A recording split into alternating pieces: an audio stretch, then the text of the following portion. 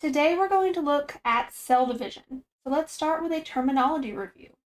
Let's look at chromatin first. These are long strands of DNA and protein called nucleosomes that are found in the nucleus of a cell. Think of chromatin as unwound or uncondensed DNA.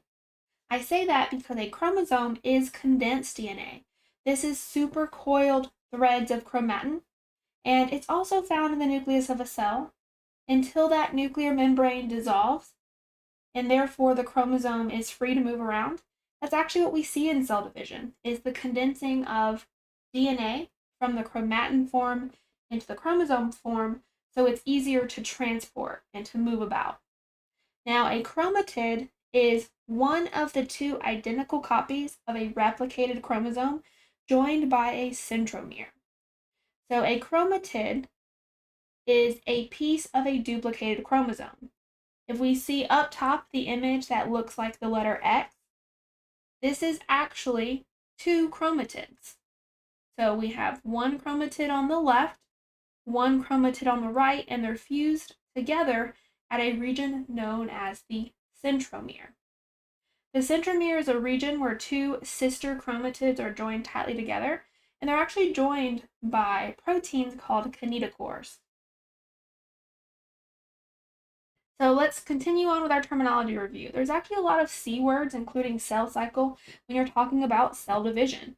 The cell cycle includes interphase, which is a phase cells spend most of their lifetime in, and the mitotic phase. The mitotic phase has various subphases, and the mitotic phase includes mitosis, with its subphases, 4 stages primarily, that ensure each cell receives a copy of replicated DNA. Those 4 phases are prophase, metaphase, anaphase, and telophase. So that's in the order that they occur. Or PMAT might help you remember in what order the 4 stages of mitosis occur. So mitotic phase occurs after interphase, and then also before interphase, because this is a true cycle. So cells spend most of their time in interphase. They'll enter the mitotic phase for a short period of time and then go back to interphase. Mitosis is a process of asexual reproduction in eukaryotic cells, during which we divide the nucleus, including that genetic material or DNA. Thankfully, we can compact it into chromosomes, so it's easier to divide. And then the end process of the mitotic phase is a separate process different from mitosis called cytokinesis. Cytokinesis is the division of the cytoplasm, and this is a process that usually follows mitosis, but can also follow processes like meiosis, and this is when the cytoplasm of a cell is divided in two. So this is a great graph showing the cell cycle. Notice that the part of the graph in green is interphase. An interphase is the period of time during which the cell is growing, carrying out day-to-day processes like metabolism, making oxygen, or breaking down nutrients, and then also making some final preparations for the mitotic phase if it decides to divide. The subphases of interphase are G1, S, and G2, with the G standing for gap. So it's actually gap 1, S is for synthesis, and G2 is for gap 2 phase. So both the gap 1 and gap 2 phases are for growth. Gap 2 is also for final preparations before the cell moves into the mitotic phase, or mitosis followed by cytokinesis. The most important phase to see here for interphase is S phase. S phase stands for the synthesis specifically of DNA. So it's during S phase of interphase when we replicate DNA. So here are those subphases again. So synthesis or synthetic is when the DNA replication occurs. So it is S phase. So these are the 3 subphases of interphase: G1, S, and G2. Next, let's move in and look at what might a cell look like if it was an interphase. So that's the period of a cell's life when it carries out the normal metabolic activities and grows. Well, for interphase, if you're looking through a light microscope, you'll notice an intact nuclear membrane, and you might see a nucleolus. But you should not see any chromosomes because the DNA is not condensed during interphase. During interphase, the DNA that's inside the nucleus is actually in the form of chromatin. Near the end of interphase, you will see two centrosomes. Centrosomes are regions of a cell that contain centrioles.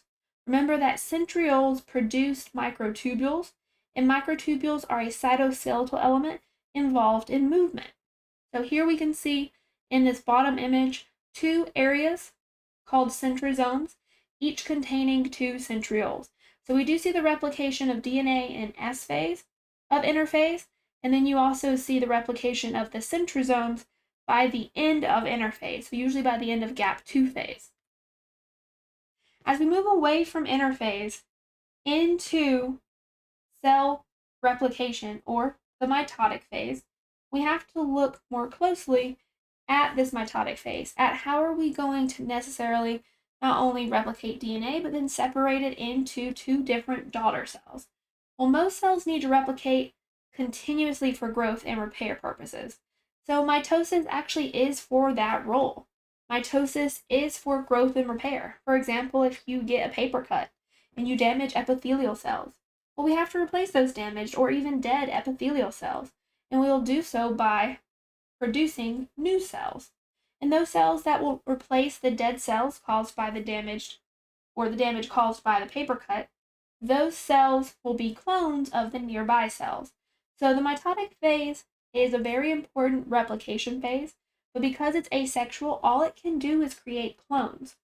Things like skeletal, cardiac, and nerve cells, they don't divide very efficiently, but most tissues in the body can divide using the process of mitosis to replace dead or dying cells, or even just create more cells so that a tissue can get larger or an organ can get bigger.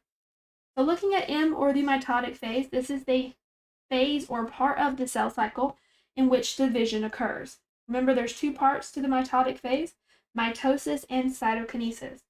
Mitosis is the division of the nucleus, so mitosis is concerned with separating the genetic material. Cytokinesis is division of the cytoplasm, so cytokinesis is concerned with splitting the cells at the end of the mitotic phase. So at the end of cytokinesis, which occurs during the last phase of mitosis, you'll have two distinct separate cells. The cells that are created from an original cell are called the daughter cell, and we call the original cell the parent cell. The control of cell division is crucial, so a lot of cells divide only when necessary, but they don't divide unnecessarily. If they did divide unnecessarily, it could lead to uncontrolled cell growth, which can form a tumor, which we tend to call cancer when those tumors become very greedy and malignant and start pulling nutrients towards themselves, as opposed to letting other tissues have those nutrients.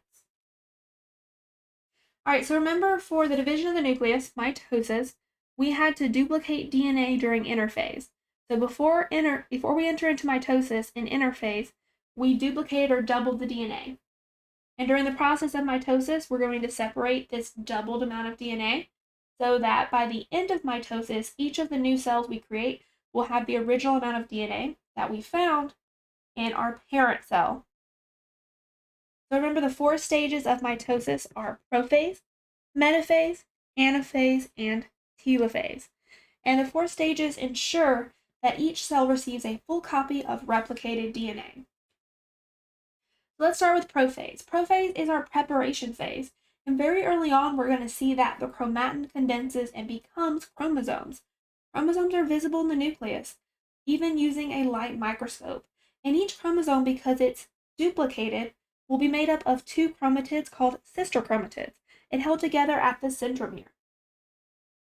There will also be regions called centrosomes that have been duplicated, and these centrosomes contain microtubule producers called centrioles.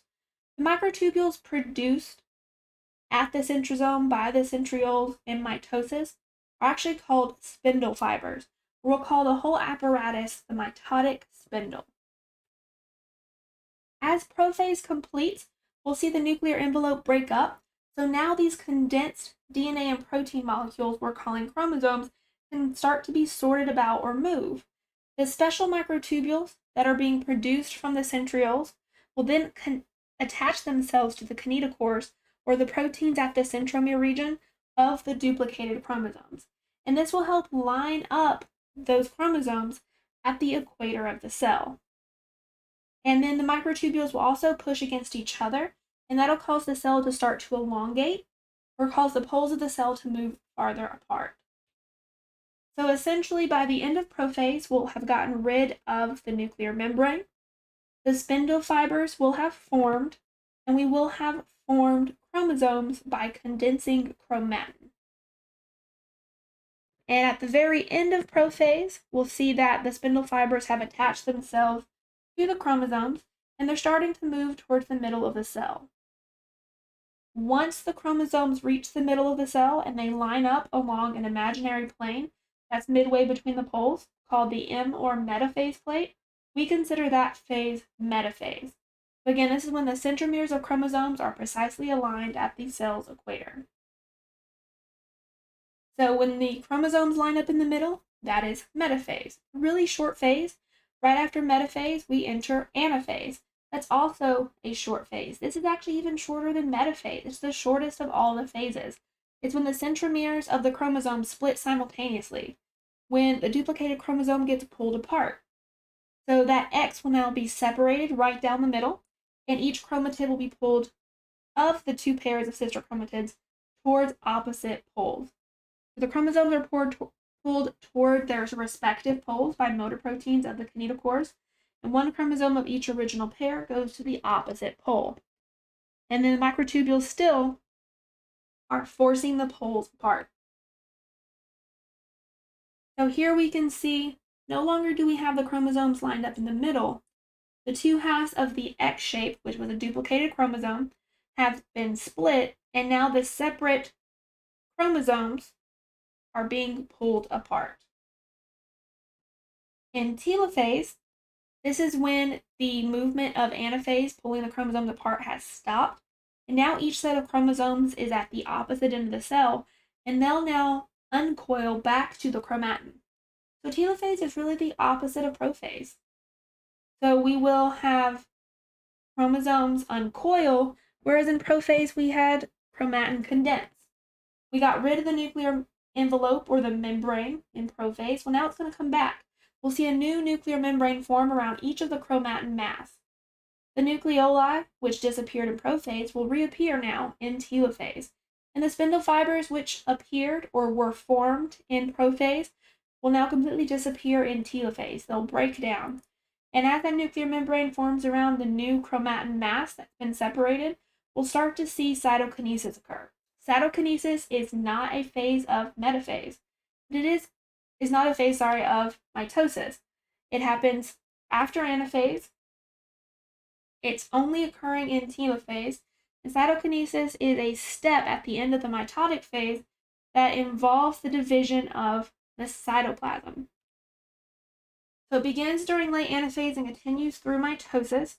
It's most notable in telophase.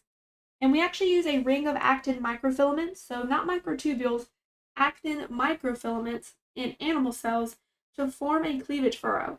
This is essentially a ring of cytoskeletal elements that wrap around the elongated cell and squeeze it in two, or pinch the cells apart.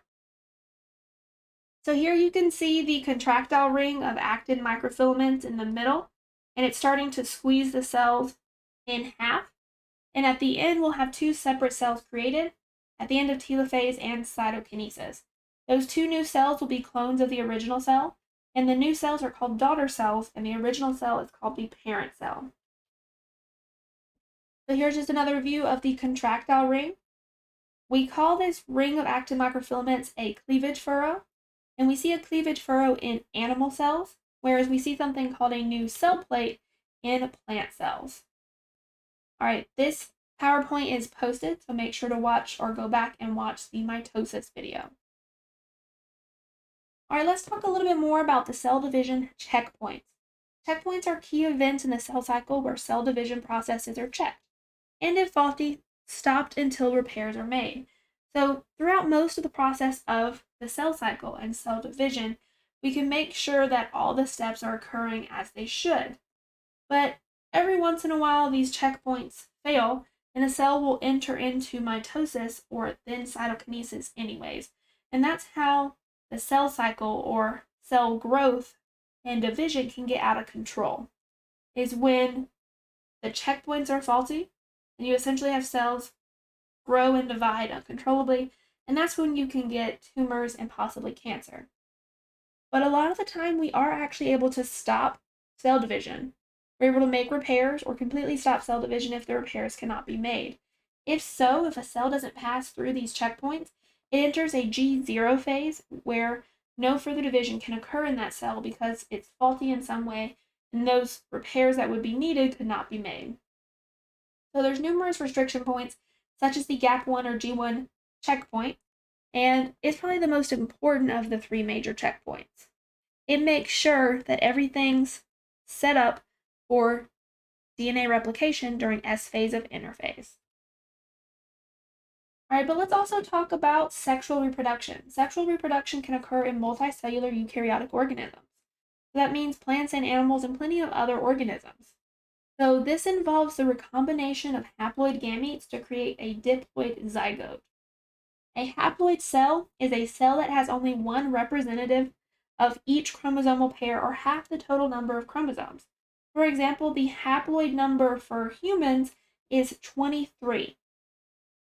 You inherit 23 chromosomes from your mother and 23 chromosomes from your father. When they come together during a process called fertilization, they fuse and create a diploid cell, or a cell with chromosomes that come in homologous pairs, or the full 2 set of chromosome number. Gametes are always haploid cells. Gametes are things like egg and sperm. We usually write haploid as the letter N and diploid as 2N. And that's just to help us count or figure out what's haploid and diploid quickly with a short notation for the purposes of looking at sexual reproduction. A zygote is the result of fertilization. It's the result of sexual reproduction where two gametes, haploid cells, have fused and come together, and each parent has contributed half of the DNA necessary for the zygote or the early offspring. Eukaryotic chromosomes do generally occur in pairs, and we call these pairs homologous. They're homologous pairs because not only are these chromosomes usually inherited together, they are generally going to be the same size and have genes in the same location. And if you were to look at an entire set of stained chromosomes from a single cell, you'd be looking at its karyotype. And we would call a picture of that karyotype a karyogram. And we see in a karyotype that most cells contain pairs of chromosomes or homologous pairs. So both members of each pair, again, are generally the same length and shape and have the same staining pattern. That staining pattern represents the location of different gene loci. So here's a karyogram. This is a human karyogram. Notice that all the chromosomes are paired up except for the last ones. They match in size, shape, and staining. The last pair, which are chromosomes XY, are not somatic chromosomes. Somatic chromosomes are body chromosomes. Chromosomes XY are the sex chromosomes. So XX would be what a female has for their sex chromosomes, and XY would be what a male has for their sex chromosomes. Notice that what we're seeing in the karyogram is two pairs of chromosomes, and each pair is a duplicated chromosome made up of two sister chromatids.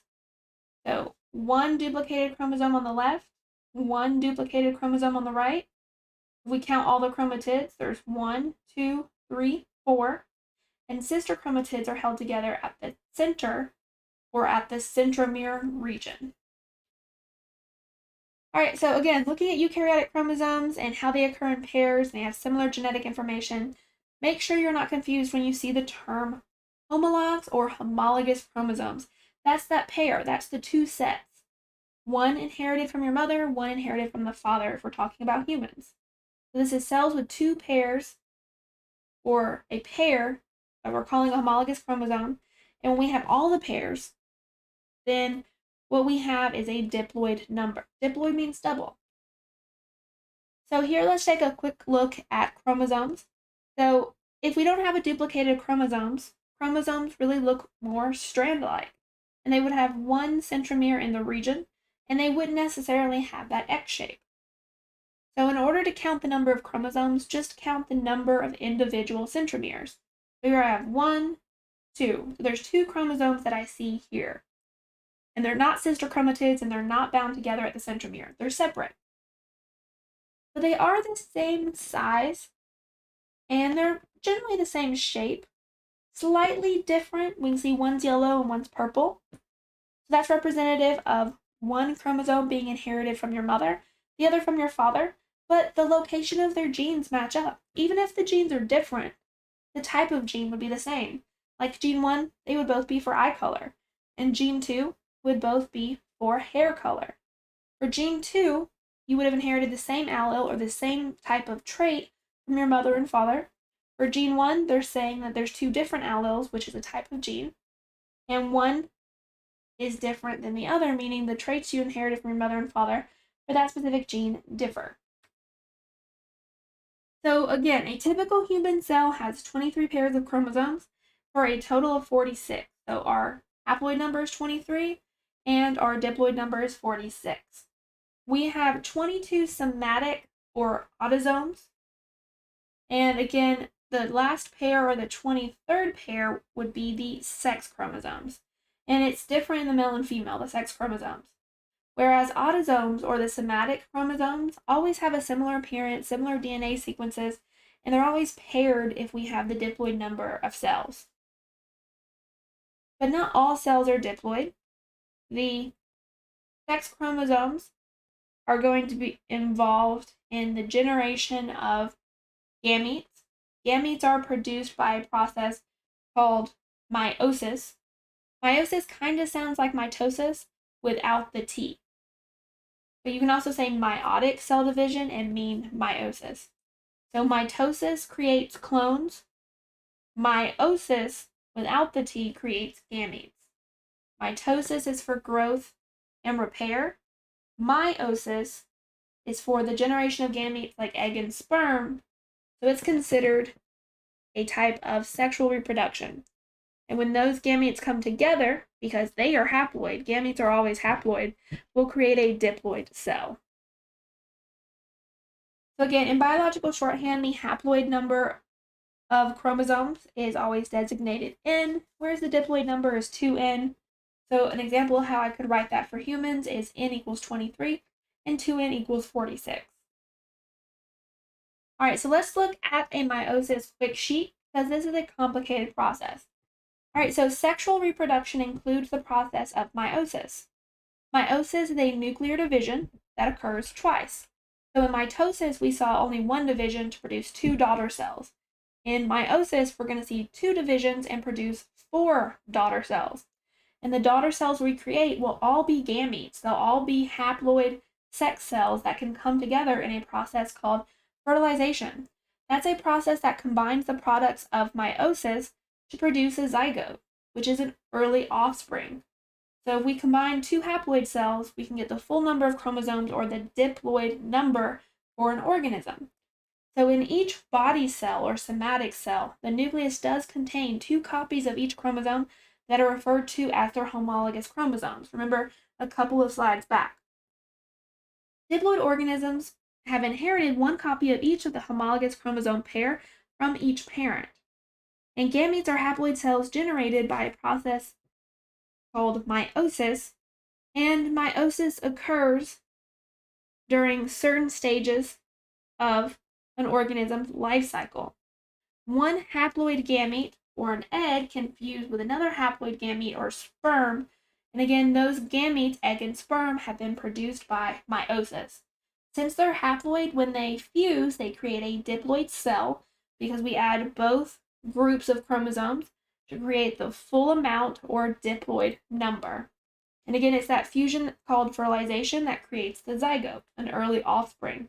So in meiosis, the starting nucleus is always diploid, and the nuclei that result at the end of the 2 divisions are haploid. So with mitosis, we started with a cell that had a certain number of chromosomes, and we ended with cells that had the same number of chromosomes. Because in mitosis, we create clones. In meiosis, after 2 rounds of division, we will have created cells that are not clones. They actually have half the amount of DNA at the end compared to the parent cell. So with meiosis, there's 2 rounds of nuclear division. The meiosis processes are prophase, metaphase, anaphase, and telophase, and they occur twice. So we use Roman numerals like 1 and 2 to tell us which division we're looking at. So prophase 1, metaphase 1, anaphase 1, and telophase 1 would occur before prophase 2, metaphase 2, anaphase 2, and telophase 2. Interphase still occurs, and DNA replication also still occurs during S phase of interphase, but there is no DNA replication between meiosis 1, the first division, and meiosis 2, the second division of meiosis. All right, so meiosis or meiotic cell division is the key to sexual reproduction in eukaryotic cells. It produces the haploid gametes at the end of the first division. And prior to meiosis, as in mitosis, DNA is replicated. So something similar that we see in both processes, the one that creates clones and the one that creates gametes, is that DNA still replicates at the very beginning. But it still only happens once. All right, once we create the gametes using meiosis, so here we have 2 parent cells that start out diploid. Because of the process of meiosis, they will have half their genetic material by the end, or be haploid, and so these are gametes. And when gametes fuse, we create another diploid organism, and that process of their fusion is called fertilization. The diploid fertilized egg is considered a zygote. All right, so meiosis is also a process that contributes to genetic variety. We don't want the sperm and egg or gametes produced from meiosis to be identical, or even similar after having their genetic material halved. So the process of meiosis makes sperm and egg cells or gametes, and these cells have 23 chromosomes, so that during fertilization, 23 plus 23 becomes the diploid 2N, or correct human number of chromosomes for all body cells. And we're just going to use our cells as an example, because it's just easy to think about how this would work in humans as opposed to other organisms. At the end of meiosis, we'll have 4 daughter cells. During one of the first processes, prophase 1, we will introduce a lot of genetic variety thanks to certain processes we'll look at, and each daughter cell has half the chromosomes of the parent. So there's 2 sets of cell division, remember, involved in meiosis. Meiosis and mitosis both have interphase. Interphase always happens before the first part of both processes. In meiosis, for example, if you start out with 46 chromosomes, by the end of the first division, which creates 2 daughter cells, you'll already have 23 chromosomes. So it's during meiosis 1 that the cells become haploid, or have half their genetic material. That's different than mitosis. So mitosis had 1 division, where a parent cell gives rise to 2 daughter cells. And if the parent cell had 46 chromosomes, then the daughter cells had 46 chromosomes in mitosis. And that's because mitosis creates clones. So PMAT 1 time for mitosis. In meiosis, we do PMAT twice. So we start with 46 chromosomes with our parent cell. That cell divides to produce 2 daughter cells. By the end of the first meiotic division, so the first division of meiosis, we have already halved the amount of DNA. We go from 46 to 23 in the first 2 daughter cells. So oftentimes meiosis 1 is called the reduction division. And then each of the daughter cells produced at the end of meiosis 1 gets to divide itself. We don't half the DNA again. So sometimes meiosis 2 is called the equatorial division, meaning that they're just dividing to produce more daughter cells, but not having the amount of genetic material. And meiosis 2, when we look at it, looks a lot like mitosis. There's not really any parallel or anything similar in mitosis to meiosis 1. Meiosis 1 is really unique. All right, so again, meiosis is the process that creates gametes. Mitosis That was for clones, and it was for growth and repair. And the gametes always are haploid. They have half the number of chromosomes. And when they fuse, we can get a zygote or a diploid organism. So the big thing is that during meiosis, we create gametes, so the diploid cells are reduced to haploid cells. If meiosis did not occur, the chromosome number in each new generation would die, and the offspring would die, because we want to make sure that genetic variety is introduced, and also that when the cells come together, we're creating the diploid number. And if they had the diploid number, we would create too many chromosomes in offspring if we didn't half the amount of genetic material before fertilization. So big thing, meiosis has 2 cell divisions, whereas mitosis has 1. But we only ever duplicate or replicate DNA once, and that's always during S phase of interphase. We can also look at meiosis in males and females. In males, meiosis is called spermatogenesis. This is the process that produces or generates sperm. And meiosis in females is called oogenesis and produces ova. Sometimes it's also called oogenesis. So you might hear both. I like oogenesis a little bit better than oogenesis. But this produces the egg. All right, so here is spermatogenesis. If we start with a primary spermatocyte that has the diploid number, by the end of the first division, we have 2 daughter cells that are haploid with the haploid number of 23 chromosomes.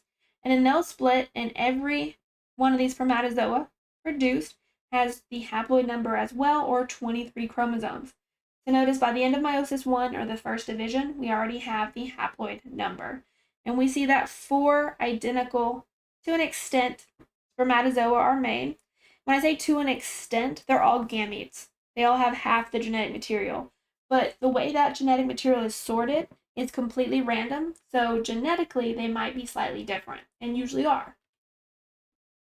In oogenesis, especially in humans, we pretty much bet everything on one egg.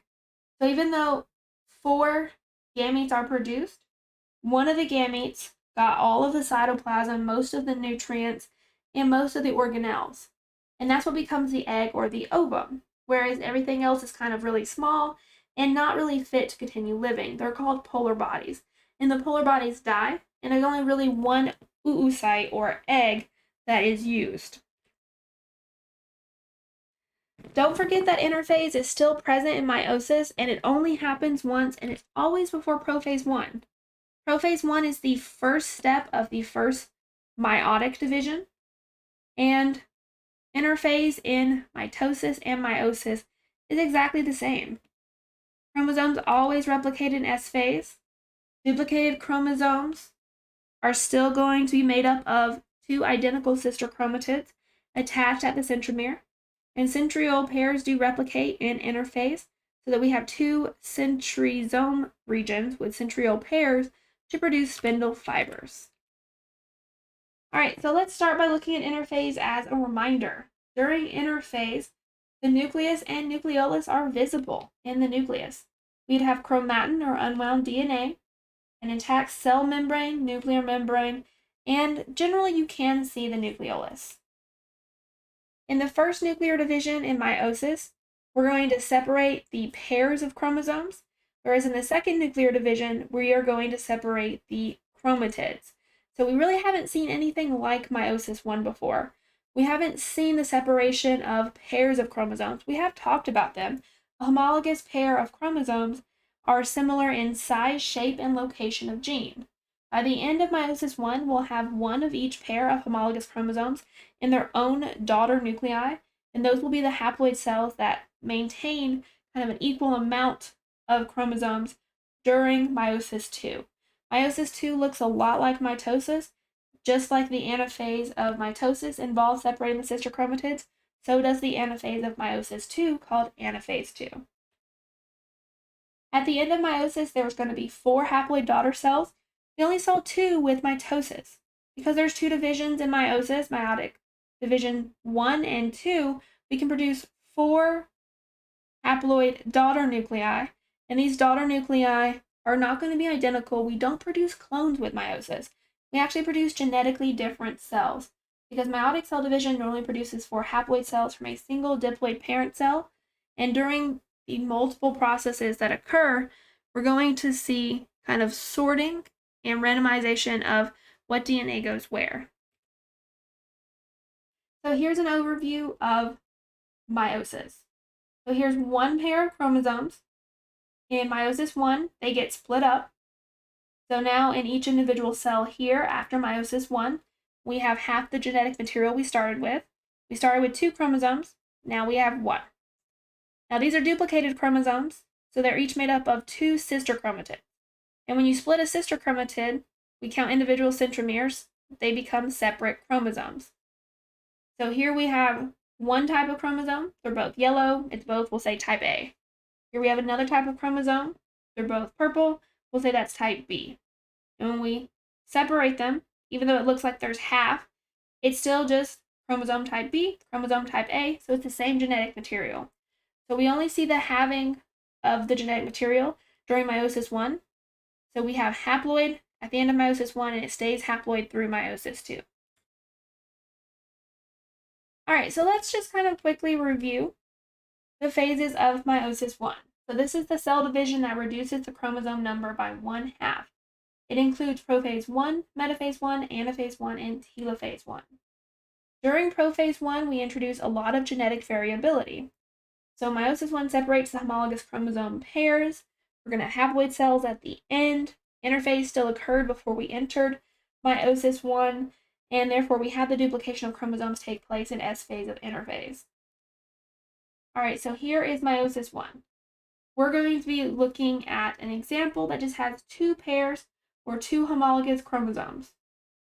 In prophase 1, the homologous chromosomes can exchange genetic material at locations called chiasma. Chiasma are the locations where crossing over occurs. And crossing over is when we actually have the switch or exchange of genetic material between homologous pairs. So that's where we can introduce a lot of genetic variability to make sure the 4 gametes produced at the end of meiosis 2 are completely different from each other. All right, so in prophase 1, we're getting rid of the nuclear membrane, spindle microtubule. Go back for a second. Spindle microtubule is starting to form, and that's eventually going to attach to the pairs once the nuclear membrane's completely gotten rid of, and that would be metaphase 1, when the 2 pairs line up along the middle. When the pairs are pulled apart, that is anaphase 1. So again, in anaphase 1, homologous pairs separate. And then we see the actin microfilaments forming the cleavage furrow here. So this is an animal cell example. And we've separated the pairs, and we're going to separate the cell cytoplasm with cytokinesis during telophase 1. So prophase 1 is the longest and most complex phase. 90% of the meiotic process is spent in prophase 1. And it's a lengthy phase because we have to convert the chromatin to chromosomes. We have to have the homologous pairs come together. So that's called synapsis. So when the homologous chromosomes come together to form a tetrad or something made up of 4 chromatids, that is called synapsis. And the tetrad with the 4 chromatids can exchange genetic material. So this is synapsis. When the pair comes together and creates 1, 2, 3, 4 chromatids called a tetrad. And each of the pair consists of a duplicated chromosome with a central centromere region, and the duplicated chromosome is made up of a sister chromatid. After synapsis, after the 2 chromosomes have paired up, crossing over can occur. Now, crossing over is going to be when segments of non-sister chromatids break and reattach to the other chromatid. This happens at a site called the chiasma. So chiasma are just these sites of crossing over. So you can see here the chiasma, or chiasmata for singular, and it's going to be the location where we actually have crossing over between duplicated chromosomes that are not held together at the centromere, so non-sister chromatids. So the tetrad will still be intact, but we'll see exchange of genetic material, which introduces variation. Also during prophase 1, as we sort the homologous pairs, they can line up in different ways. The one on the left could be on the right here, the one on the right could be on the left, and vice versa for the pair under it. So during prophase 1, homologous chromosomes not only pair up and exchange DNA, they have proteins that bind chromatids of the maternal and paternal homologs together, and that helps them align precisely along the entire length as we move from prophase 1 into metaphase 1. And which homolog is on which side as we move into metaphase 1 is completely random. Crossing over is going to be a type of process that produces genetic variability. So prophase 1 includes synapsis and crossing over at chiasmata, and it's one of the biggest introductions of genetic variability or variation that we'll see in the gametes. So here's just another view again of that crossing over. So it's actual exchange of genetic material. That exchange occurs between non-sister chromatids, and it can sort genes onto different chromosomes. So you can think of it really as a type of genetic recombination. Metaphase is going to be one of the shortest phase in meiosis 1. It's when the tetrads or pairs align at the metaphase plate, and as they align, we see independent assortment occurs.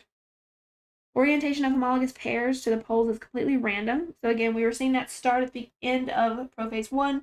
We see it finalize in metaphase 1, and that provides some extra variation. So for example, we could have the left-right arrangement here at top, left-right arrangement on the bottom, or you could flip them. The one on the right can now be on the left. The one on the right down here can now be on the left as well. So the fact that you have two different orientations that could occur during metaphase 1 is called independent assortment. But they always line up as pairs. They line up in homologous pairs. And the random combining of maternal and paternal homologs, again, at the metaphase plate was independent assortment. And so it's both during prophase 1 and metaphase 1 that we see processes like synapsis and crossing over, and then independent assortment in metaphase 1 that introduce genetic recombination or variation. And these are responsible for the genetic diversity of the haploid cells that are produced by the process of meiosis. All right, in anaphase 1, we're going to see the homologous chromosomes separate, move towards opposite poles. The sister chromatids, though, remain intact. So it's just the homologous pairs that separate, not the sister chromatids in anaphase 1. During anaphase 1, homologous pairs separate, and we don't really see anything like that in mitosis. Because in anaphase of mitosis, the sister chromatids separated. We didn't have homologous pairs. So in anaphase 1 of meiosis, we have the sister chromatids remaining attached. So this is a big difference, a big comparison to look at for anaphase 1 versus anaphase in mitosis. What's separating? All right, so here you can see the centromere region where you have the two kinetochores. We're still holding the sister chromatids together, and then moving apart is anaphase 1. When we eventually move down and look at anaphase 2, that's when the sister chromatids that form that X shape gets separated. All right, in telophase 1, we might reform the nuclear membrane, but at the very least, each pole would now have a haploid set of chromosomes.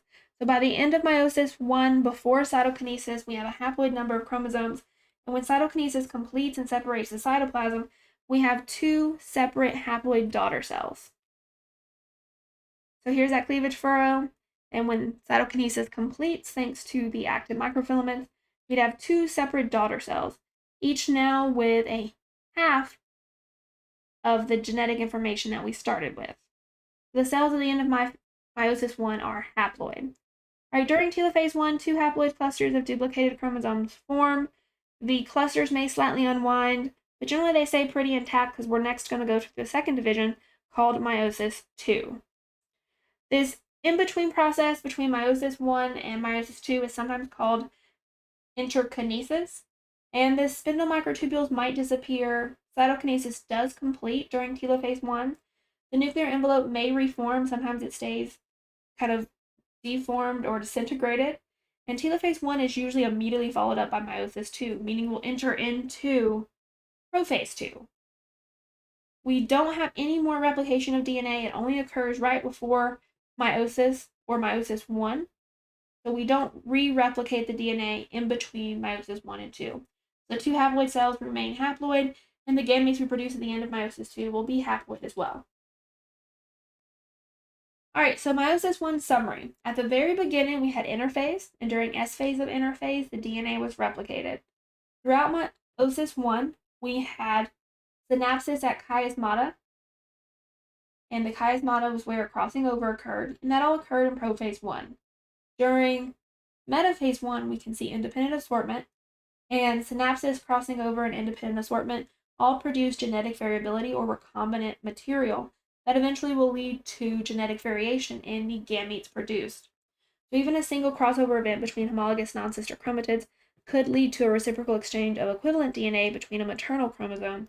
So we generally see maternal and paternal chromosomes exchange DNA and produce genetic variation. In metaphase 1, again, we had the orientation be random. That was independent assortment. And the more chromosome pairs you have, the more possibilities you have for independent assortment. And phase 1, the homologous pairs separate. In telophase 1, cytokinesis completes. We may or may not see nuclear envelopes reform and spindle apparati disappear. In meiosis 2, we basically have the same processes as mitosis, except we're going to see the evidence of the genetic variety introduced in meiosis 1. In meiosis 2, we will see the separation of sister chromatids into 4 daughter nuclei.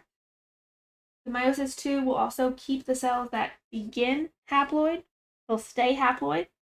And that's again why you can kind of consider this like mitosis. What enters stays pretty much the same as far as chromosome number. We only have the genetic material during meiosis 1. So entering meiosis 2, the cells are already haploid. The sister chromatids of each duplicated chromosome will separate in anaphase 2. And again, this is virtually identical to mitosis. And because the cell is haploid, there is no homologue in the cell as there would be in the beginning of meiosis 1. And this isn't anything that looks like mitosis exactly, but the processes are very similar. All right, here's an overview of meiotic division 2. So in prophase, the DNA will recondense if it's slightly unwound. We need chromosomes in order to sort. The spindle microtubules will reform, recreate the spindle fibers. And the chromatids in each chromosome are going to be attached to microtubules that are on opposite poles. So as we move from prophase into metaphase, and the chromosomes line up singly instead of in pairs, that is going to be perfect for the setup of anaphase 2, where these sister chromatids will separate and move to opposite poles. At the end of telophase 2, cytokinesis will occur, nuclear membranes will reform, and the chromosomes will decondense or turn back into chromatin. And the 2 nuclear divisions of meiosis will have then succeeded in producing 4 haploid cells from a single diploid cell. So we'll take the 2 cells produced in meiosis 1. They'll essentially go through a division themselves. At the end in telophase 2, they'll produce their own 2 daughter cells, meaning that after meiosis 1 and 2, we'll have a total of 4 haploid daughter cells. Notice that during metaphase 2, it's single lines for what's lining up in or at the end plate. And then what separates in anaphase 2 is the sister chromatids, not the pairs. So meiosis 2, to get there, we need no interphase 2, no more DNA replication. It only occurs before meiosis 1. And meiosis 2 is pretty much similar to mitosis. We will see the evidence of genetic variation. So prophase 2 is the same as prophase and mitosis. But we do generally see the evidence of crossing over that occurred in prophase 1. Metaphase 2, pretty much the same as metaphase and mitosis.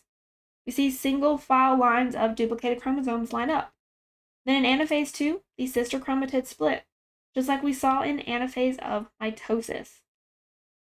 And telophase 2. In telophase 2, it's the same of telophase and mitosis.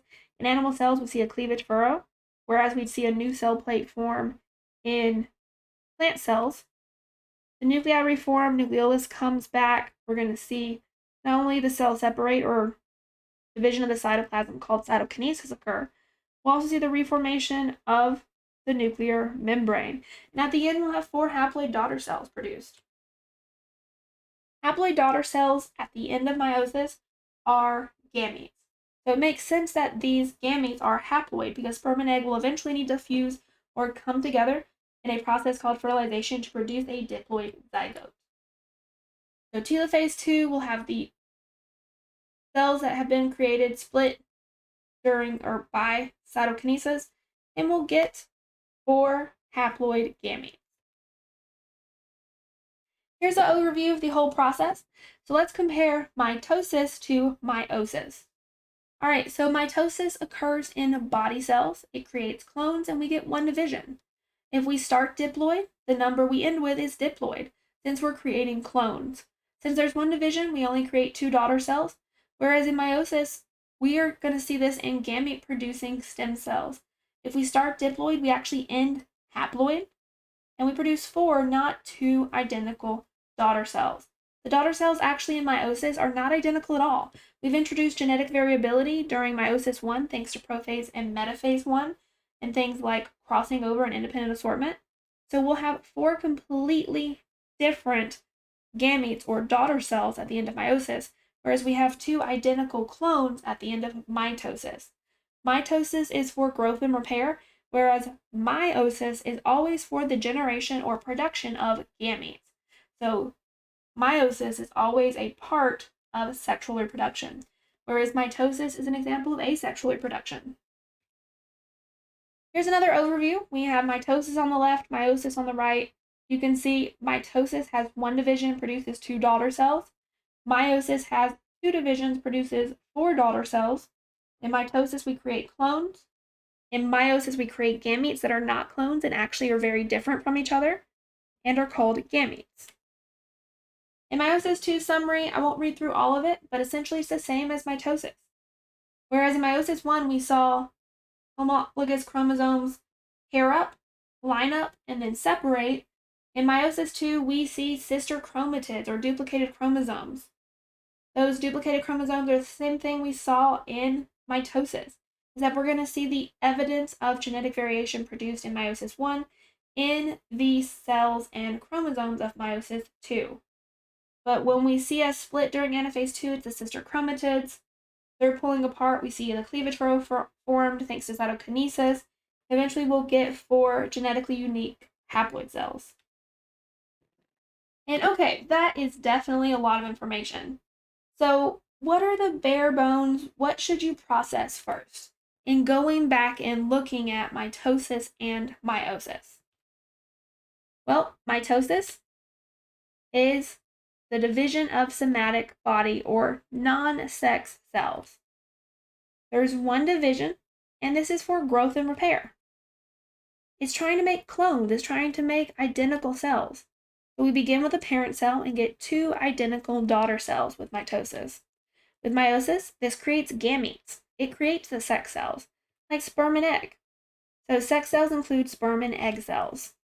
Its goal is not for growth and repair. It's not after identical cells. It wants to make genetically different gametes, and gametes are always haploid. They have half the genetic material. So introducing genetic diversity is a really big goal for meiosis. The main difference between the two is how many daughter cells. Are the daughter cells clones, or are they genetically different? For mitosis, they are clones. For meiosis, they are genetically different. And we can see the number is also different for the daughter cells, whereas both start with a parent cell that is diploid. In mitosis, we end with daughter cells that are also diploid, whereas in meiosis, we end with cells that are haploid or have half the genetic material. Diploid again is generally written as 2N, haploid is N. Diploid is the full number of chromosomes for an organism, so generally a pair, 1 from the mother, 1 from the father, that created the offspring. Haploid is 1 type of chromosome for an individual trait or gene. Human cells have 46 chromosomes, so 46 is our diploid number. And therefore, if we half it, that's our haploid number, and that's 23. Don't forget that mitosis is for growth and repair. Even prokaryotic cells use something similar to mitosis called binary fission. Meiosis results in 4 cells with half the number of chromosomes so that we can create gametes. That's because sperm and egg have to complete the process of sexual reproduction by combining or fusing, that's called fertilization, and that would produce or restore the full diploid number. So again, mitosis occurs in normal body cells, or autosomes, and meiosis occurs in sex cells to produce sperm and egg. We particularly see in humans that meiosis occurs in gonads, for example, the testes, and in the ovaries. That's where the process of meiosis would occur.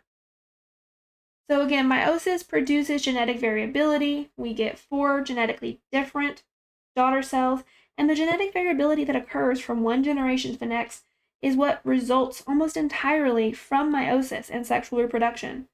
It's what creates, essentially, the genetic variability that is essential for survival in changing environments around an organism.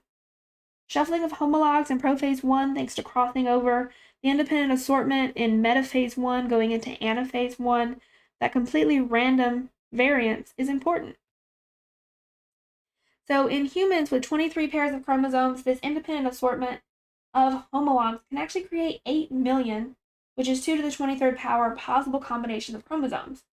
So even though we've been looking at examples with 1 or 2 pairs of homologs and how they sort, with many pairs of chromosomes like that in humans, there's tons of different types of variations or orientations that can occur when we look at how the homologous pairs can line up. So the more chromosome or pairs that an organism has, the more variation that can be introduced. Crossing over also creates tons of combination. The genetic recombination, the formation of chromosomes, the combination of alleles that are different from the parent, that produces variability.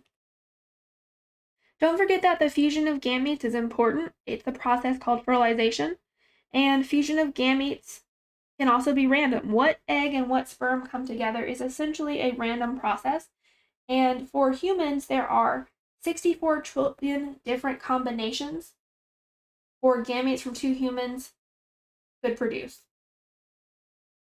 And don't forget that the life cycles of most eukaryotic organisms do have a common overall pattern.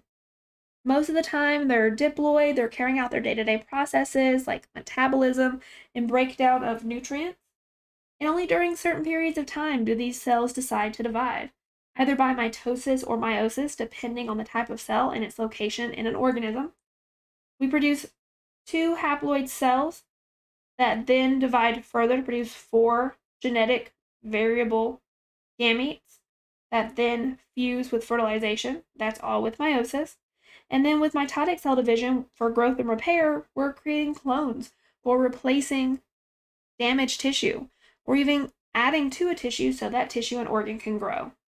So meiosis is a part of sexual reproduction and mitosis is a part of asexual reproduction, but they're both important in eukaryotic cells, and they're both a type of cell division. And that's going to be it for this chapter. If this was not finished, make sure you do so for homework.